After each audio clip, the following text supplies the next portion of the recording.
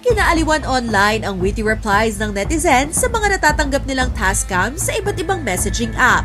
Ang iba, tinatanong kung anong scam ang pakay ng kausap. May mga nagka-copy-paste pa ng scam script pabalik sa scammers at meron ding gumawa ng group chat para pagsama-samahin ng mga nag-attempt na mang-scam sa kanya. Habang marami-rami ng Pinoy ang nakakaalam ng ganitong klaseng modus, paalala pa rin ng cybersecurity advocate at Scamwatch PH co-founder na si Josel de Guzman na mag-ingat dahil may mga nabibiktima pa rin nito.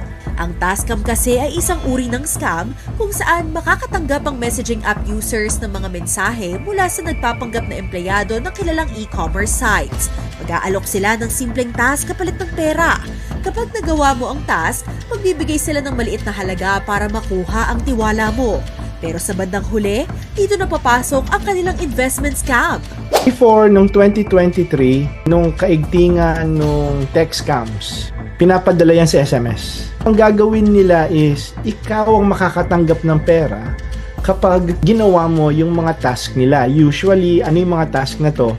Magko-comment ka lang ng reviews, maglalagay ka lang ng positive reviews sa mga e-commerce sites. So, syempre, ikaw naman, dahil nakakatanggap ka ng pera, akala mo, totoo talaga siyang trabaho. And then, maglalagay sila ng parang e-wallet at sasabihin nila, o dahil nagawa mo itong X number of tasks, eto na yung next price mo. And then, ang sasabihin nila, o bago mo makuha to, kailangan mo munang mag-invest. Aabot siya ng hanggat saan yung kaya mong ibigay. Bilin ni De Guzman, huwag pansinin ang ganitong klaseng mensahe dahil ang totoong job opportunity dumadaan sa tamang proseso ng hiring.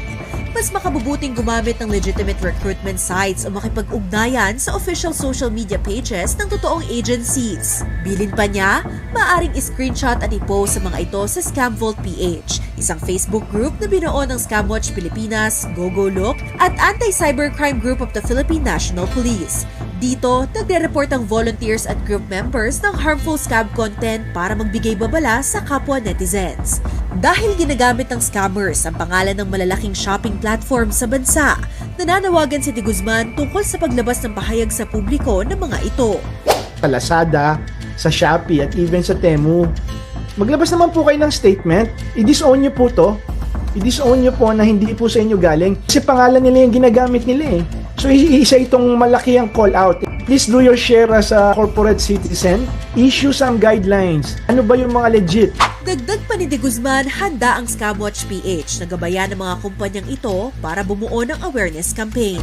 Katulad ng mga ginagawa ng mga bangko, yung mga bangko kasi minamandate ng BSP na gumawa ng education campaign against scams. Dito sa mga e-commerce sites, lalo na yung major, mag-issue po kayo, gumawa po kayo ng sarili ninyong kampanya. Disown nyo po yung mga to para malaman. Kasi ang dami-dami yung followers. Gamitin nyo po yung mga channels nyo. Kailangan nyo po ng tulong. Pwede po kayo lumapit sa Scamwatch Pilipinas. Tutulungan po namin kayong gumawa ng awareness campaign.